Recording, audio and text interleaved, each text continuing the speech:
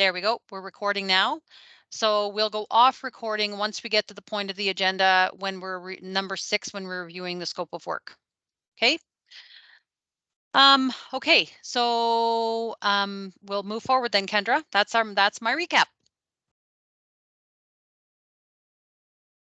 Great, thanks, Cindy. I think I can't see number 2. Sorry. Can you make it a little larger, April, please? Oh, there we go. Yeah. Number 2 is blank. So I think you just wanted to review the panel terms of reference. Yeah. So basically the terms of reference, and we have this for the purposes of the panel at one of, I think, our very first panel meeting recording, which is online on the Over to You. And just a reminder for the panel members, if there's anything you want to look back at, all of those meetings are posted on the Over to You page. All of the information that you saw or any presentations that you saw are posted there. So if you ever need to go back to anything, I think you all know that you can do so, and it's easy to do so, and you can just recap what was done there. So, but just for the purposes of the new panel members, the mandate of this panel is to serve as a link between the City of Greater Sudbury, various stakeholders, and the community at large in the development of a plan ensuring future recreational amenities in Lively reflect local needs in alignment with Council's strategic priorities. Our primary objectives are to advise municipal staff on new or updated recreational opportunities, upgraded recreational opportunities that will meet the needs of the Lively community, and that supports the creation of a plan for applying the proceeds from the sale of Meatbird Lake Park. Also, to provide input and insight on location development or improvements for recreational infrastructure, and to assist city staff in preparation for final recommendations to council. And then there's a list of all of the residents that are here. The panel members that are here, 2 Lively residents who are youth. Again, there's an asterisk there because those 2 panel members, we're really having challenges having those panel members participate at the convenience of the group. And April, as part of her action items, is planning to be able to develop a different way to reach out into youth, into right in the community. We've had some success separate of this panel by actually going right into schools to discuss different opportunities and activities like this directly with students in the school environment. So that might be one option we could move forward with to ensure we have a good representative voice of youth in Lively. Also, we have a Lively resident who is a parent or guardian, a resident who's an older adult, 2 community members, a member of an active Lively area neighborhood association or community group, the ward counselor, the director of leisure services, and a staff member of the communications and community engagement section. The time commitment mentions that the Lively Recreation Advisory Panel will meet monthly with additional meetings scheduled as required until a mandate is complete. The advisory panel will serve until a final recommendation is approved by council.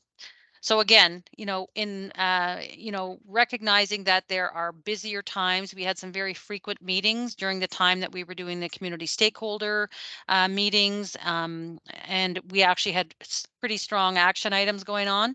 Right now, with the scope of work, we will we have this meeting, which, if we require another meeting to review the scope of work further after today, we can schedule that as quickly as possible. And then move forward with a more regular meeting schedule. We'll discuss that later on down the agenda as a group, and then set some dates for when we feel we should set dates. And then if we need to keep those meetings, we can. If we feel there's not enough of an agenda, then we can cancel them. But at least, as Kendra has requested in the past, they'll be logged in, marked in our calendar, and then that decision can be made at another time. Okay. So any questions on the terms of reference, particularly from any members that weren't through this round in the last with the last term of council? Okay, Lori? go ahead. Go ahead, Lori. I think you're muted, Lori. Sorry about that. Just to be clear, within the mandate, it does specify Lively, because I know that keeps coming up over and over, and you see it on all the talk and a lot of questions I'm getting. Is it Lively or is it Ward 2? So it's interesting that Lively is mentioned 2 times in that mandate. So that's good to know. This panel is called the Lively Recreation Panel. Mm-hmm. And the reference to Lively within this document is intentional. Okay, perfect. Thank you. Yeah, I think that's a really great point, Lori. It's unfortunate. I think there's been quite a bit of chatter today as of late, and especially, I think, unfortunately, our counselor has spread some misinformation as well. One of those also being a point that Richard brought up months ago about the interest, and the question was answered. It looks like our counselor has fueled the fire, and he may need to be reminded of some of those questions that were clarified months ago, because it's really caused some issues, and it's causing issues for us as residents because it looks like we're not doing our jobs as panel members, and it's really unfortunate. We're all here for the right reasons, and I think maybe he needs to be reminded. And I'm happy to send that email, but I don't. Well, Maybe, one just yeah. as a follow-up, and again, what I can see is, I think we need a way to communicate with the community, because I get questions all the time, what's going on? Even if, we had a summary of the meeting minutes or pivotal information, we posted at the library. I know it's online, but a lot of people are not going to go to the Sudbury site and go through all the stuff, right? Or watch the video. If you had a summary, you could post it at the library and the post office. You could bring it to your focus groups, and then people know, because I think that's a lot of their problem. The community is not being told anything, and in that vacuum, there's all the chatter. So that's my point. Anyway, we can discuss it further at the end. Thank you. Okay, Go Karen, ahead, sorry. Karen, Yeah. and then Richard. Yeah, Karen, then Richard. Yeah. So I may or may not be the only one that is not on Facebook, so I'm not familiar with what controversy is going on. So perhaps you can fill us in. And Sure. Also, I'm getting old. I can say that my memory is not the best, but I don't recall a clarification on the interest. So if that can be reshared, that would be greatly appreciated.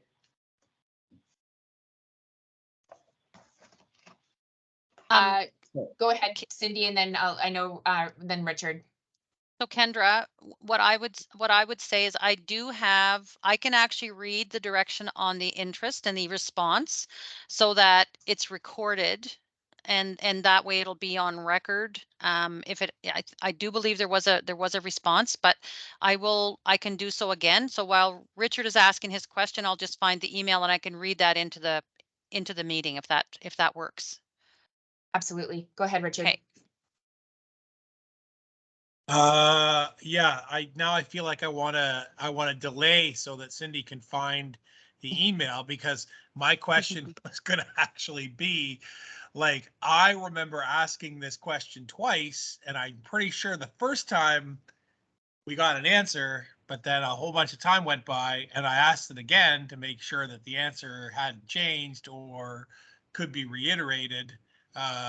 So I would be interested also in having that read into the record again, although I think that if we went back in time and sort of shuffled through hours of tape, one of the meetings early in the process, I asked the question. I think that the topic gets more and more important as time goes on, and inflation eats away at the buying power of the initial capital purchase price.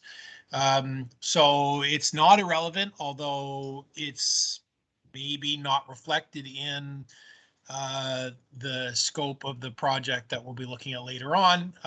So, I think I'm also interested to know what are the different questions here? Because as far as I'm concerned, either someone could argue that the interest does apply, and it is calculated at a certain rate and it is going to be applied to the end project, or it's not. I think that the answer right now that Cindy's going to give us is that it's not assigned formally to the project. In fact, that the interest is generated at general capital reserves, and it will stay in general capital reserves. So if someone's asserting otherwise, as far as I know, that would require an action of the council. So I hope I killed enough time there, Cindy. Okay, you did. I- So Kendra, So- Kendra, sorry. Is someone else speaking? I apologize. It's Michael call, getting into the call, and Richard is right on the money with it. I'll let you talk. I asked about it last night, and I asked because I've been getting a lot of questions, and if you want, I can disclose what I've been hearing. And I'm happy to read it, Counselor, that I have a pretty good piece of information here that I think should clarify everything. sure, okay. Kendra, is that okay? Yeah, please do, Cindy. Thanks. Okay, and after I read this, I would respectfully ask that we sort of continue on with the agenda because we're going to try not to get sidetracked, okay? So Councillor Vagnini, I was copied in on an email back from March that was provided by the general manager of corporate services. And it indicates that the $4 million is set aside in the capital financing funding reserve general, and it's bracketed committed. So that means it's those funds are committed. They can't, you know, the way that they're set right now, they can't be reallocated anywhere. When council approves an amount for any project, it is that exact approved project amount that is set aside in the committed portion of the reserve and used for the project expenditures and subsequent reporting. All reserve funds are interest bearing, and that interest is debited to the Capital Financing Reserve Fund General, which is uncommitted account, not to individual projects. Trust funds do indeed retain their accrued interest and are funds held in trust by the city for operations not belonging to the city. In the case of Meatbird Lake proceeds, that money has been received from Valet and belongs to the city. So to sort of wrap that up in a bow, the money is sitting in the Capital Financing Reserve Fund General, and it's committed to this project. The issue of interest, I think I answered through that question. All reserve funds are interest bearing, and that interest is debited to the general reserve, not necessarily assigned to the project, not to individual projects. Okay, so if we want to have further like debate on that or questions, I may or may not be able to answer those if they're more specific than what was already provided. But this was in response to the initial question back in March. And was that shared, was that sent out to the committee? I don't know if it was sent to the committee. I think, if I may, Councillor Vagnini, this was sent from the general manager of corporate services to yourself, and others were copied on there. But I know that we spoke to this in one of our meetings before, and it's on record.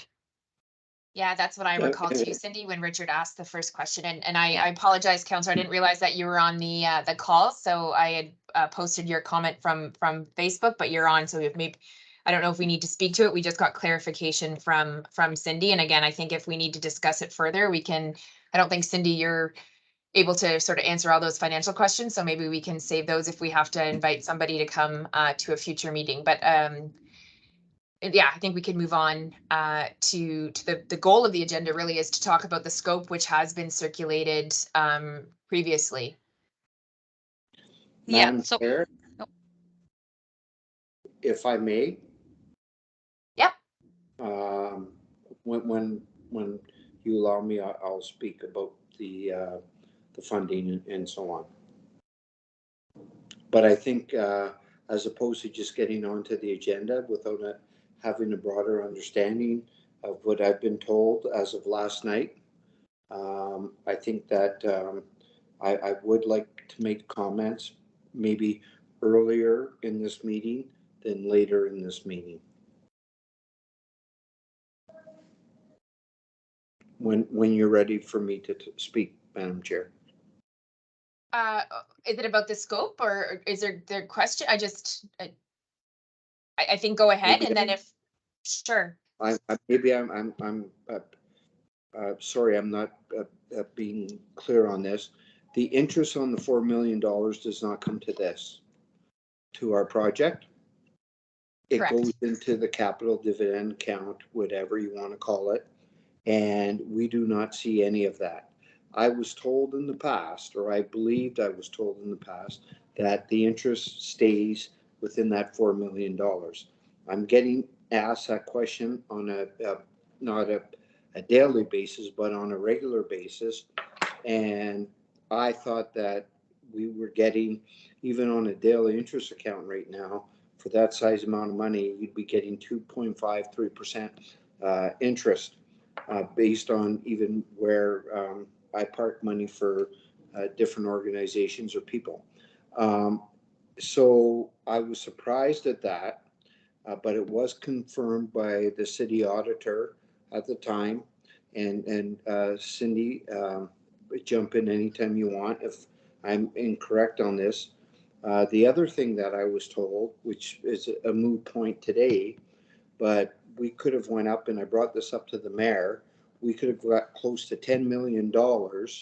Yeah, I unfortunately, I think it's sort of a moot point at this point. We're sitting with 4 million. There are none of us were around the negotiating table with Valet. So I think maybe Councillor, if you want to connect with Jeff Pafford on that for further discussion. I mean, our goal here is to, I think today, talk about the scope of review the draft of the scope of work to move forward, so we can show the community that we're moving forward, we're trying to get something done.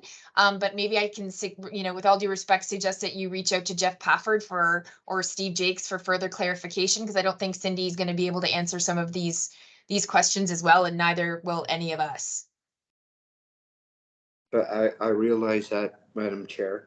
I was just trying to inform you of one more point with regards to that, and it was more, yes, you're right, it's an FYI, but if the committee doesn't want to know that, then that's fine. I'll stand down.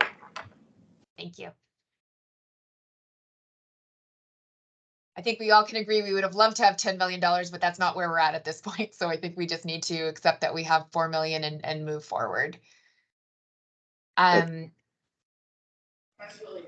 Okay. That's yeah, okay, then I'm not gonna even go further with what I was told from Valet, from one of their seniors over the weekend. But anyways, it's gonna get out there and people are gonna know about it, and I just wanted to, or I was going to bring that forward just for your information, but we can leave it to the end of the meeting if we have time. Thank you. Okay, go ahead, Karen. Well, I appreciate that we're here to talk of the scope and of the work. If there is information that the councillor has that is pertinent to our conversations, I would like to hear that information. I'm also came across a document that showed that Valet paid the 4 million, but also an additional 400,000 that was to go towards recreational amenities within Walden, and I question where that 400,000 is as well. And on the interest, while again, we don't seem to want to discuss that, I think that I'm asking that an additional review be done, because this project, as has been indicated, has been eating away at our buying power for that 4 million. And I definitely think that interest should be part of this project. I don't disagree. I think I was just, trying to indicate that Cindy doesn't have that power to make the decision for us to get the interest. So maybe we can invite somebody who has that authority to come to a next meeting so that we can further discuss that. But I would say Cindy does not have that ability to make any decisions on that piece. Richard and then Cindy. Richard, you're muted. Of course I am. It's not, I super quick on this. We ultimately, it's not in our scope. It's a political question. It's not a staff question. The information that Cindy brought is absolutely a question for staff that's been answered by staff. Does it apply? The answer is no. By the actions previously taken by council, their interest does not apply. It's a 100% political question. We as advisory, in our advisory capacity as citizens, can have opinions. And we can, for example, choose to assert that interest should apply, but it is not, I don't think it's the kind of thing that a director or anyone can snap their fingers and say it. That's applied to general revenues, capital interest, and not assigned to this project, but that doesn't mean it couldn't be.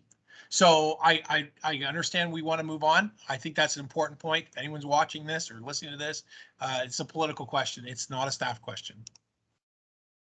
Fair. Thanks, Richard. Go ahead, Cindy. I think I could say on behalf of staff that I can actually bring the question forward as an inquiry from the panel through the same process that the question was asked about whether interest was accruing and where. We could take that further question and just inquire about if interest has ever been allocated back to a project, and if it's indeed even possible to do so. At least we can get that question asked and answered. Thanks, Cindy.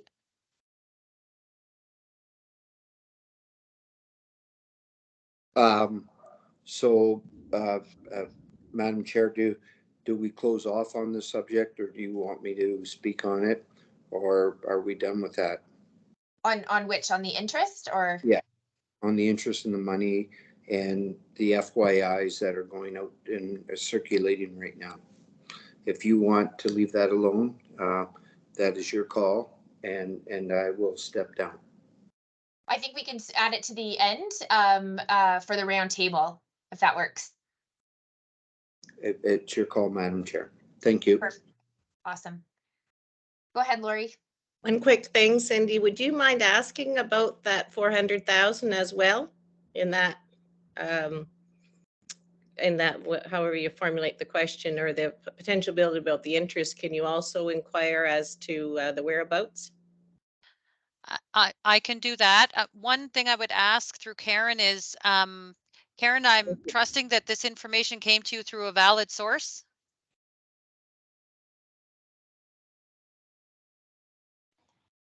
It came through, I can send you the document. It came through just a document that I came across online. Okay, I guess I want to say is, if this is a bona fide question and not something through third party, then I definitely will investigate it, but I would rather not do so unless there's some validity to it. That I'm not 100% sure of. As I said, it was just a document that I came across, and okay, I'll send it and we can go from there. Okay. Through you, are you referencing the interest? Is that what you're looking for, Cindy? No, I think Lori had mentioned that she wanted me to investigate further Karen's indication that there was an extra $400,000 from Vale through the sale of the property. And she had asked me to verify that. Okay, sure. I've not heard anything about that, so I know nothing, or I could not comment on that. Okay. Thank you.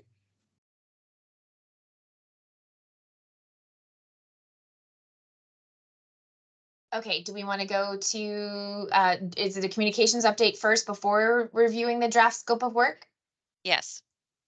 Great. So April, do you want to do a communications update, which obviously I think we can all say that there's definitely a lack of communication that some residents in Lively are feeling in terms of the process. So I think this will be a welcomed report. All right, so I guess I'll tell you what we're already doing right now following a meeting is, which you probably all know, we post to social media a little update about what happened during the panel meeting. And then we update the Over to You page as well.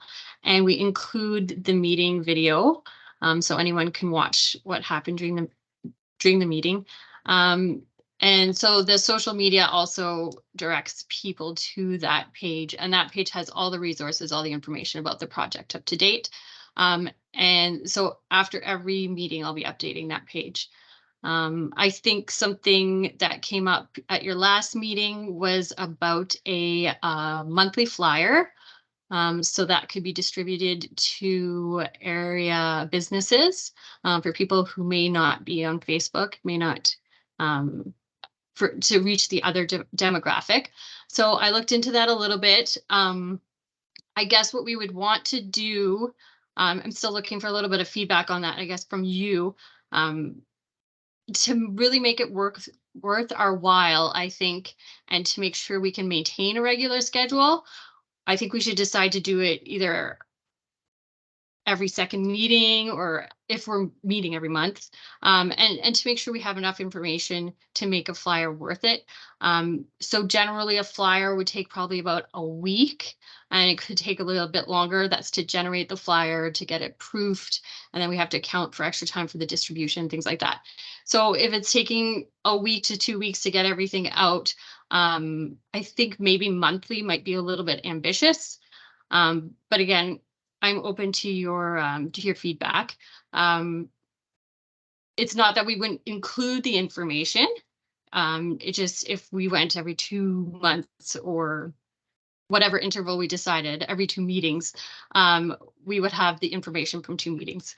I think that depends a lot on how much information comes out of a panel meeting, and also the schedule of meetings. So if we're meeting every month or every 2 months, or we're meeting more often than every month, that obviously will affect that.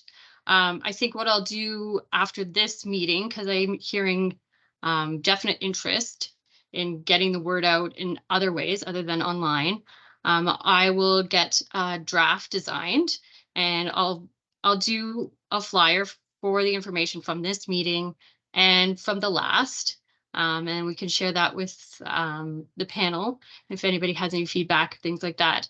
And we can go from there. Once we have the meetings set up, then like the schedule of meetings that we'll be talking about later, I can set a proper schedule for the newsletter as well, or the flyer. And then the other thing I wanted to speak to is the matter about engaging youth. Cindy already kind of touched on that. We have discussed it a bit before, but that was a while ago. And I think what we really need to do now is kind of take it a step further now that the youth aren't part of the advisory panel. So I'm going to develop a comms and engagement plan, something to reach out to you specifically. I'll look at different methods and opportunities we have for that, and I'll provide that plan to the panel for your feedback. And then once that's finalized, we'll have a set direction to go in. If anybody has any comments, any feedback right now, I'm willing to take that into account. And if there's anything that you guys have been talking about, maybe that I'm missing or that I've forgotten because I've been away for a while, I'm definitely open to those things as well. Lori, then Cindy. Just a quick comment. I wondered about your feelings about informal consultation. A lot of the youth are at the library, especially at lunch hours on breaks. I've asked them informally, there's a groups there all the time. They have a lot to say. It's not a formal consultation. It's more of a, open-ended, I'm a qualitative researcher, so I won't to do that. So you can talk to them. I mean, that's where to find them. I mean, that's one group. There's also obviously others at the skateboard park and, in different places. But instead of being so formal about it, I mean, I kind of wonder about, here's an invite to this time. I don't think that's the way they roll, but that's my 2 cents. And then again, back to the initial question, which is, just gathering informal feedback. I did meet with like Gwen Doyle and Richard Wa's group about Anderson Farm, with the Walden Seniors group, with the community garden, just getting feedback from everyone. I can encapsulate that. I mean, what do you think about that? Okay, so to the first thing you were saying there, absolutely. The approach we'll take with the youth is going to be different than what an approach we would take with adults. And I think that's what the plan is going to address. going to where we can find them instead of asking them to meet us somewhere. That's a huge thing. We see in engagement across the board.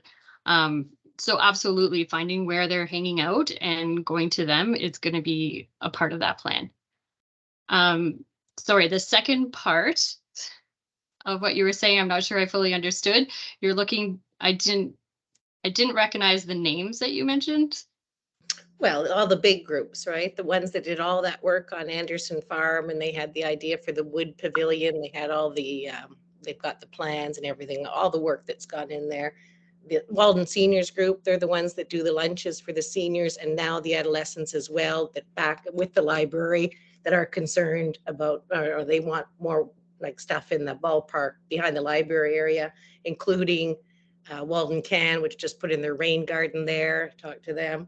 And the community garden is up at Anderson. They want to renaturalize, you know, parts. So it's just different community groups who are very close and engaged to the community. And is there a way, how do we feed that information into this, I guess, is my question. You want like a little summary of, I mean. Absolutely. So I know when I was here earlier in the project, we had a list, a distribution list, and it included all the cans, organizations, things like that. So maybe I can share that list so that everybody knows who we're sharing the information with. And if anybody has anyone additional that we should be adding to that list, we can do that. So that's when we send out flyers, we'd include them. I email them when we have special updates or when we're asking for input, things like that. I was sharing that information at that time. You asked them for input. Did you ever receive much? Well, I didn't ask them for input. Like I would send them the information for the Over to You page or however we were doing input at that time. But again, I've been away for 18 months. So I missed quite a bit of input, unfortunately. Well, I just wonder, it's more like, there's really the crux of my question is, how do we, how do you want the input from these vital community lively organizations provided to this panel, right? And it's fine if, as we are on the panel, I can amalgamate everything I've heard and submit it to the group, right? Lori, I would suggest that, as in past with the other consultation that was done in the past, it's awesome that those folks are engaged with you, but it would be best if we receive that directly from them, to make sure that the response is that it's directly from them and that there's no interpretation going on. Perfect. So yeah, that's exactly what I was wondering. Thanks. Yeah. Perfect. So certainly if you have a list of those people and you want us to be continuing to push information out to them specifically, I think that's what April is saying is, if you have direct connections, which is exactly why we need people in the community like you, help us with those connections if we don't already have them, so we can make sure we're keeping them in the loop at the same time. Oh yeah, and there's leaders in all those groups, like Community Garden is Leanne Giacchetto. There's different people who are at the forefront who would be willing to be the point person on it. I'm sure of it. Okay, good. Thank you. That's exactly what I wanted to know. Thank you. Cindy, do you still have something? Yeah, I just wanted to say the other thing we would depend on this group for is, if once we develop the newsletter, it would be really critical to know the places that newsletter needs to be. We can make assumptions on that, but again, I don't live in Lively and you do. And the reason that we need this panel is to really help us direct. If you feel we're not reaching particular areas, then tell us what areas to get those newsletters to, so that we are reaching into the far corners of Lively. So I think, on to what Lori mentioned, getting us any of those connections. We do have connections with groups in the community, whether it be the CANs or the neighborhood associations, the community gardens. We have connections with those folks. But if there's other community leaders out there that you feel would be really critical to make sure we try to reach out to, then please share that information with April, and we can get them on that reach out list. As Tim Hortons and Dukes. There you go. as we go forward and to look at the scope of work, you're also going to see that we're not done yet with community consultation. So it'll be important to have as comprehensive a list as possible to reach as many in the community as you want us to, and as is necessary. So let's help us do that, and I think we'll really get some great responses. Go ahead, Councillor.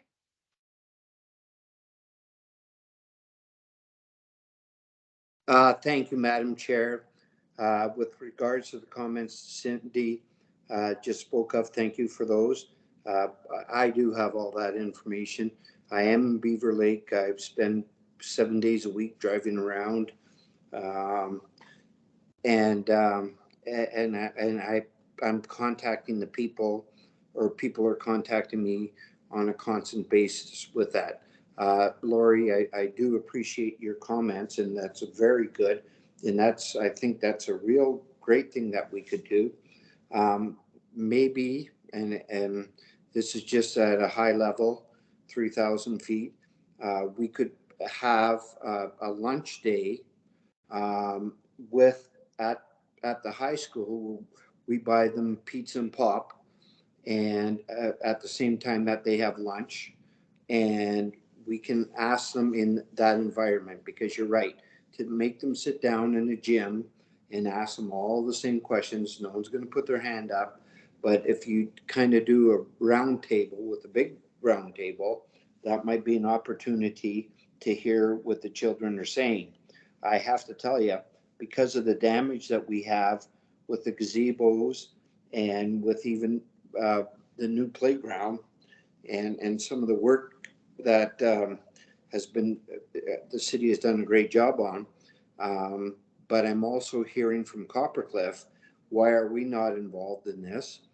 And so if, and I have the same thing, I call them my Clint Eastwood gangs, because of the movie, The Gran Torino. And we have a group of those children in Lively, and we have a group of those children in Coppercliff. When we first started talking about this, and God bless, I can't remember when we actually first started talking, but say 2.5 years ago, or 2 years ago, 2 years ago, whatever it is, we talked about reaching out to all these different communities, and the surveys were being sent out to Chelmsford, Azilda, downtown, and anybody was able to comment, sorry, is a better word, was able to comment on anything that they wanted to talk about with Meet Bird Lake, which I think we may have been kind of in the right direction, but in the wrong direction, because yes, it is more pertinent to the community of Lively, but we have talked about Centennial Park, we have talked about Simon Lake, we have talked about Anderson Farm and the different areas. Now, I think if you want to draw from the whole community, that's one thing. If in your mandate that you want to just talk to the people of Lively, that's a different scenario. When Inco built this pond in 1977, when Tom Davies put his feet in there and said it'll be here for the next 100 years, he was referring probably to the people of Lively, but it's always been open to everybody. So I think you've got to consider, when you talk about mail outs and that, are you going to go to Beaver Lake like we talked about in the past? Are you going to go downtown? Or are you going to go to the people of Coppercliff? The people of Coppercliff call me on a regular basis and say, you know what? You give everything to Lively, Vagnini. You're a bum. And Lively gets everything first, and then we get included secondly. And I have to say, one individual today actually said, well, you know what? You got the Dow Pool in Coppercliff. I will not get into debates with people over Facebook or any social media aspect, but I mean, I've lived in Coppercliff. People don't realize that. And my grandparents had the first store in that area. But do we include them? Or when you're doing your flyers, are you doing it just for the community of Lively? That is one mandate that you have to think about. And I'm only one person on this committee, and I don't want to be considered the counselor. I just want to be considered Michael. And I think that's something that we could possibly look at from that perspective and figure out where we want to communicate and who we want to communicate. The other thing, and this is where I'm starting to sweat around my collar, is this is getting drawn out. So if we have a meeting once a month and then we break for the summer, which most committees do, and I respect everybody because they all have holidays and so on, but now that's going to put us into the next 2 years and even to the next term. Like, we've been sitting here, and I'm not a smart person, but I'm smart enough to know I'm not smart. But I drive by Meatbird and I sit there and I'm thinking, we could have had 2 more summers with that lake that we could have used until we found something. And the one point in communication, and I'll stop at this point because I don't want to take up all the meeting, but I will tell you, Valet was prepared to take Meatbird out of the picture and put a new water park, water pool, whatever. They were prepared to do that anywhere that we wanted them. But council, we never got that far.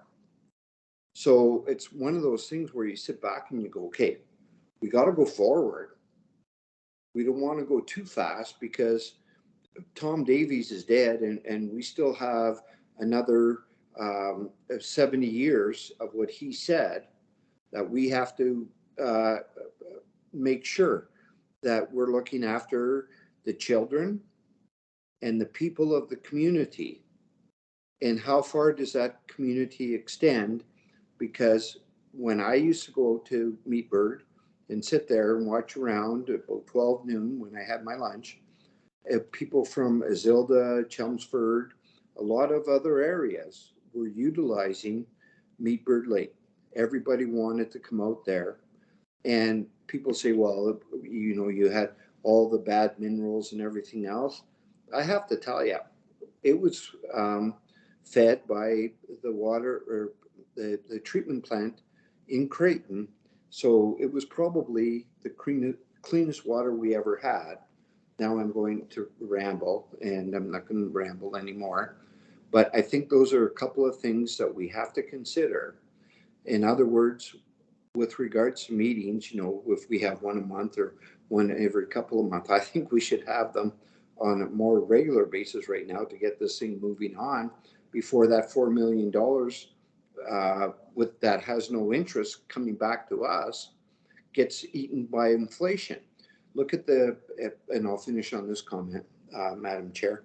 Look at the KED, what the cost was when it was first proposed, and then last year when the new council came in, what the cost was then. It was an increase of about 175%. And I don't want our 4 million, and I'm talking for myself right now, not as a councillor or a politician. I don't want the 4 million that we have eaten up by inflation, increased product cost for development or whatever, because that's where we're on that board right now, going back and forth, and I think we should move things in the proper fashion. If we have to meet more often, if we meet as a group someplace as opposed to a Zoom, so we can see each other and talk about it, it's your call. But those are my comments, and I will stop talking now. No, I think that those are fair comments for sure. And I think our next agenda item is reviewing the draft of the scope of work, which we have to do to be able to get that RFP. And I think these are all city processes that, you know, we have to follow. I know, like, putting my Y hat on, we don't have those resources. So it's like, we have money, we're spending it. So that's obviously not the process that we have to follow. So I think as soon as we can review this scope of work, we can get that out and move this process along. So on that note, Cindy, if you want to review this draft scope of work. So I'm just gonna stop the recording here because the scope of work is confidential.